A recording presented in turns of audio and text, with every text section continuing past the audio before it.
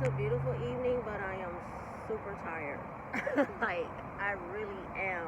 And I didn't sleep well last night. Just have so much that I'm trying to get accomplished in such a limited period of time. So, anyway,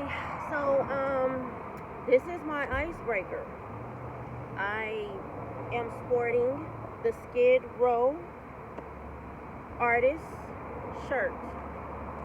All right. There's so many of you that had no idea that Skid Row was even a part of my journey. Those that know me personally, that tune into my channel. Yes, Skid Row is a very big part of my history.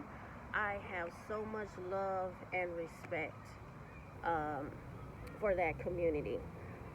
Skid Row is not even what people think. Okay, let me clarify on something. Skid Row is not just made up of druggies, alcoholics, prostitution, things like that. Skid Row actually does have some positive programs. I joined one of them, the Skid Row Photography Club.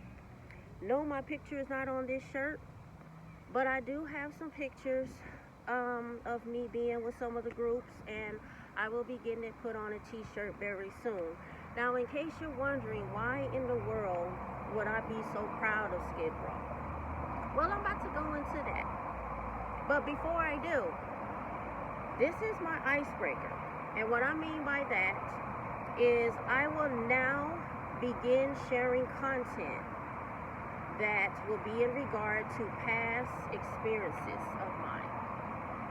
If you check my description box or if you read it, there's a variety of topics that I will be discussing on here that will be relevant to the memoir that I have written that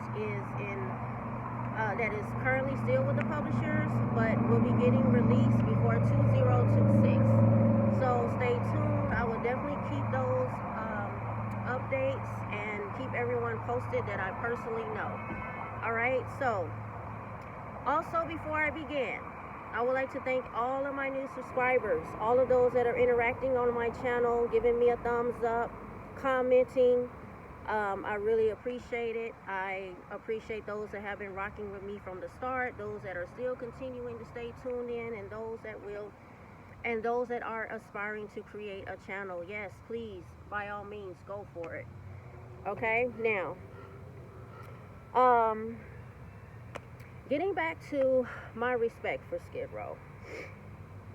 Okay, Skid Row is a place that I ended up having to reside due to the personal circumstances that I was dealing with at the time.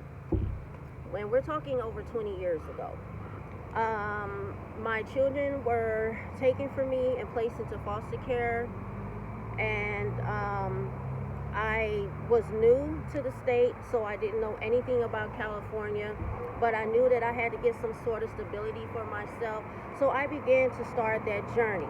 However, I would like to give reverence to a person that no longer exists, but I definitely paid tribute to him in my book, because if it wasn't for him, I wouldn't have known anything about Skid Row. I wouldn't have known anything about this beautiful special shelter that I'm about to go into a little bit of more details about in a sec. Thanks to him, he showed me the ropes of how to navigate through Los Angeles County at that time. My children and I were residing in South Central LA, and like I said, I just know anything about it. And so he spotted me at the swap meet one day while I was shopping. I had 5 children with me then. My 6th one was not yet into existence, and that alone just made him want to approach me. Long story short, we became friends, purely platonic. My husband even had respect for him. We both attended his funeral. He passed away in 2014. May he continue to RIP/RIL. Now, I'm going to get back to this. Skid Row. I have much props, much love, much respect for all people on Skid Row, for all of the businesses that line the streets, for all of LAPD officers and security patrol that constantly are busy at doing their job, those that are giving out food along with other necessities to the less fortunate, those who have disabilities, those who have mental illness. I have much love and respect for all of you. Now, let's talk about where I ended up back in 2005, towards the end of 2005 in December. Okay, I'm gonna show you. It's called WCA. It's one of the most popular shelters and the tallest building on Skid Row. It's 19 stories high. I went into more details in my book. I don't want to talk too much on here about it, but I will, and I'm happy to share this. You see this? This is me, and this is my little story that I got selected to do with them.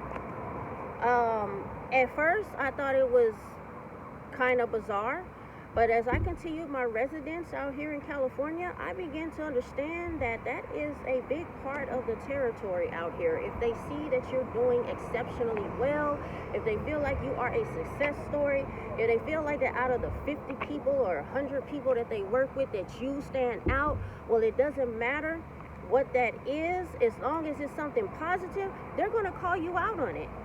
And they're going to make a huge deal out of you and have you feeling like a movie star, okay? So many privileges came with this. So many doors opened up for me regarding this. Okay, but I'm not going to get into that because I don't have time. So, getting back to Skid Row.